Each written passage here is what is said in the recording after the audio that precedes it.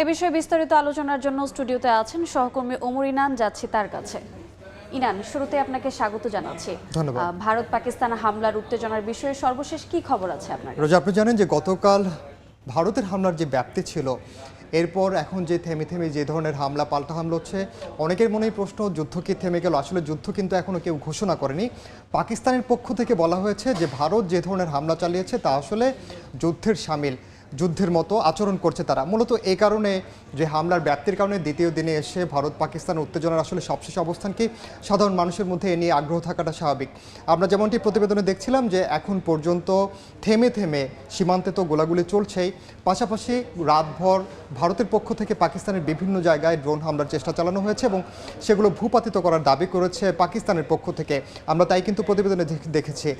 আর সেই সঙ্গে পাকিস্তান এবং ভারতের যে উত্তেজনা, এটি কিন্তু খুব সহজে থেমে যাবে এমনটাও কিন্তু কেউ সম্ভাবনা দেখছে না আসলে বিশ্লেষকরা। আমরা একটু মাঠের পরিস্থিতি দেখতে চাই।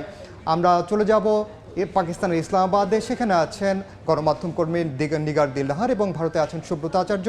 তাদের সঙ্গে আমরা জানবো সবশেষ সেখানকার অবস্থাকে। নিগার, আপনি নিশ্চয়ই আমাকে শুনছেন। শুরুতে জানতে চাচ্ছি যে পাকিস্তানের দ্বিতীয় দিনে এসে সার্বিক পরিস্থিতি কি, এখন পর্যন্ত যে যুদ্ধ অবস্থা কিংবা যে থমথমে পরিস্থিতি, সেটি কি আসলে কিছুটা বদলালো?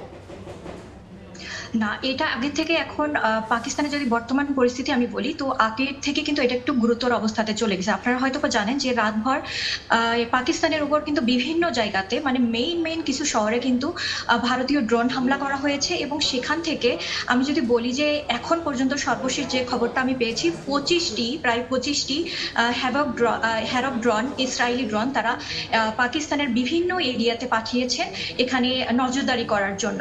তো সেখানে আমি যদি মেইন শহরগুলো বলি, এই শহরগুলো কিন্তু ইম্পর্টেন্ট শহর পাকিস্তানের, যার মধ্যে রয়েছে রাওয়ালপিন্ডি, গুজরাওয়ালা, চাকুয়াল, লাহোর, ভাওয়ালপুর, মিয়ানো, চর এবং করাচি।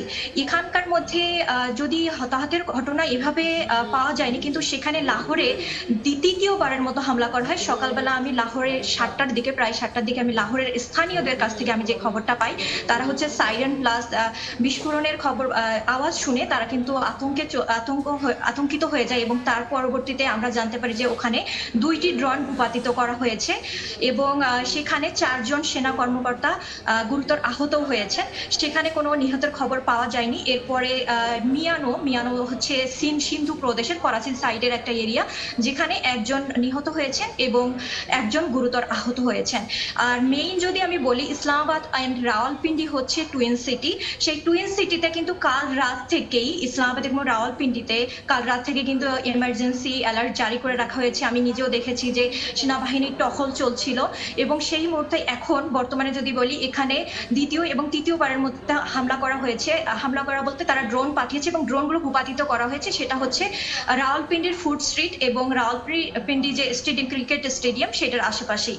তো সেখান থেকে কোনো ধরনের হতাহতের খবর এখন পর্যন্ত পাওয়া যায়নি। করাচিতে ড্রোন পাঠানো হয়েছে। সেখানে করাচি এবং লাহোরের ফ্লাইট, কিন্তু লাহোরের যে রেলওয়ে, সেটা কিন্তু ক্যান্সেল করা হয়েছে, সাসপেন্ডেড এখন। এবং বিভিন্ন শহর যেমন লাহোর, করাচি, সিয়ালকোট, এই সমস্ত ফ্লাইটও কিন্তু এখন বর্তমানে ক্যান্সেল রয়েছে। এখন যদি আমি টোটাল মৃত্যুর সংখ্যা বলি, গতকাল পর্যন্ত 31 ছিল এবং আজকে একজন মিয়ানোতে নিহত হয়েছেন। তো টোটাল 32 ডেথ এবং 57 ছিল কাল আহতের সংখ্যা। আজ টোটাল 5 জন আহত হয়েছেন বিভিন্ন এরিয়াতে। এবং পাঞ্জাব প্রদেশে কিন্তু তারা ইমার্জেন্সি অ্যালার্ট জারি করছেন। সেই সাথে সাথে বিভিন্ন শিক্ষা প্রতিষ্ঠান থেকে শুরু করে এয়ারপোর্ট থেকে শুরু করে তারা কিন্তু বিভিন্ন জায়গা বন্ধ রেখেছেন, কার্যক্রম বন্ধ রেখেছেন।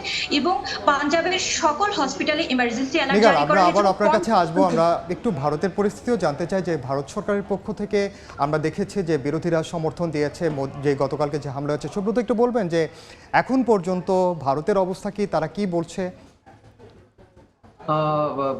ইনান, আপনাকে ধন্যবাদ। আপনি যেটা বলছিলেন তার আগে মনে হয় সবচেয়ে গুরুত্বপূর্ণ একটি তথ্য আপনার মাধ্যমে আমাদের সময় টেলিভিশনের দর্শকদের দেওয়া উচিত। সেটা হচ্ছে যে আপনারা জানেন যে 7 তারিখ গভীর রাতে অপারেশন সিন্দুর পরিচালনা করার পর কিন্তু ভারতের পক্ষ থেকে অফিসিয়ালি দাবি করা হয়নি যে তারা কোনো আক্রমণ করেছে কিংবা তারা শেল ফায়ারিং করেছে, কিন্তু উল্টো দিকে ভারতের পক্ষ থেকে দাবি করা হচ্ছিল যে এমনি নিয়ন্ত্রণ রেখা বরাবর শেল ফায়ারিং হচ্ছিল এবং সেখানে কিন্তু বহু বেসামরিক নাগরিকের হতাহতের ঘটনা ঘটেছে। এবার অফিসিয়ালি কিছুক্ষণ আগে ভারত সরকারের পক্ষ থেকে সুনির্দিষ্ট করে বলা হয়েছিল যে গতকাল রাতে পাকিস্তানের তরফ থেকে ভারতের 15টি শহরের সেনা ছাউনি, সেনা ইনস্টলেশনের উপরে আঘাত আনার জন্য তারা বিভিন্ন রকমের ভাবে ক্ষেপণাস্ত্র এবং ড্রোন দিয়ে হামলা করার চেষ্টা করা হয়, কিন্তু ভারতের এয়ার ডিফেন্স সিস্টেম এবং রাডার সিস্টেম কিন্তু লাহোরের যে রাডার সিস্টেমকে ধ্বংস করে দেওয়া হয় এবং সে কারণে ভারতের যে 15টি শহর আমি আপনাকে জানিয়ে রাখি, শ্রীনগর, জম্মু, পাঠানকোট, অমৃতপুর, জলাবন্ধ, লুধিয়ানা, আহমেদাবাদ, ভাটিন্ডা, চণ্ডীগড়, নালা, ফলোয়ারি, উত্তর বলই, ভুজ, এই সমস্ত শহর কিন্তু সুরক্ষিত রয়েছে। এই শহরগুলোর সেনা ছাউনিতেই মূলত ভারতের অভিযোগ যে এই সেনা ইনস্টলেশনের ওপরেই পাকিস্তানের পক্ষ থেকে হামলার ছক কষা হয়েছিল, সেটা কিন্তু ভারতের সীমানার বাইরেই কিন্তু যে পদ্ধতিতে হামলা করা হয়েছিল সেটি কিন্তু নস্যাৎ করে দেয়। একই সঙ্গে কিছুক্ষণ আগে আমরা ভারতের বিভিন্ন গণমাধ্যমে দেখেছি যে পররাষ্ট্রমন্ত্রী এস জয়শঙ্কর তিনি পরিষ্কার বলেছেন যে এখনো ভারত খুব ধীরে চলনীতি অবলম্বন করছে, কিন্তু যেভাবে হামলা হচ্ছে নিয়ন্ত্রণ রেখা বরাবর যেভাবে ফায়ার শেয়ারিং করা হচ্ছে তাতে কিন্তু ভারত আর বসে থাকবে না, অর্থাৎ সময়োচিত জবাব দিবে। আপনি জানেন যে আপনি উত্তর ভারতের বিশাল একটি অঞ্চল জুড়ে নিরাপত্তা বেষ্টনী আঁটোসাঁটো করা হয়েছে। গত দুদিনে প্রায় 400টিরও বেশি ফ্লাইট বাতিল হয়েছে এবং সব মিলিয়ে পিটিআই যেটা বলছে যে Air India, IndiGo, SpiceJet, Air Express, Akasa Air এই সহ বেশ কয়েকটি উড়ান সংস্থা কিন্তু আমরা অন্যান্য বুলেটিনেও আপনার মাধ্যমে আবার দর্শকদের নিশ্চয়ই জানাবো। আবার একটু ইসলামাবাদে যেতে চাই। নিগার নাহার, আপনি শুনছেন নিশ্চয়ই আমাদের, আপনি বলছিলেন যে বিভিন্ন জায়গায় ড্রোন ভূপাতিতের ঘটনা ঘটেছে, বিশেষ করে ইসরায়েলের তৈরি 25টি ড্রোন 7 থেকে 8 মে পর তারা ভূপাতিত করেছে, সেটা আমরা গণমাধ্যমে দেখতে পেয়েছি। কিন্তু পাকিস্তানের যে সার্বিক পরিস্থিতি আমরা দেখলাম, ভারতের বিরোধী দলগুলো একেবারে একাট্টা হয়েছে। পাকিস্তানের ক্ষেত্রে আসলে রাজনৈতিক পরিস্থিতি কেমন?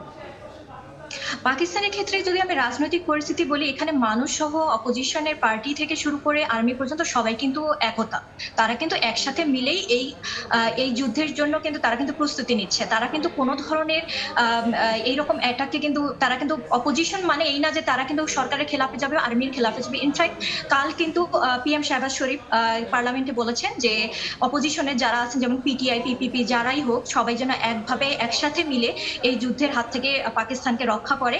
তো সেই জায়গা থেকে আমি যতগুলো মানে অপোজিশন বলতে তো এখানে মেইন হচ্ছে ইমরান খানের পার্টি পিটিআই, তো সেখান থেকে কিন্তু তারাও কিন্তু পাকিস্তানের সাথে, পাকিস্তানের সরকারের সাথে এবং পাকিস্তানের আর্মির সাথে যুক্ত আছেন।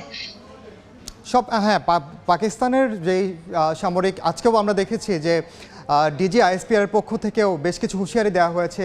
একই সঙ্গে পাকিস্তান সরকারের পক্ষ থেকেও আমরা হুঁশিয়ারি দেখতে পেয়েছি। এই যে উত্তেজনা পরিস্থিতি, সব মিলিয়ে সাধারণ মানুষের মধ্যে নিশ্চয়ই আতঙ্ক আছে। আমরা আশা করি এই আতঙ্কগুলো কেটে যাবে, দুদেশেই শান্ত হবে এবং শান্তির পথে আসবে।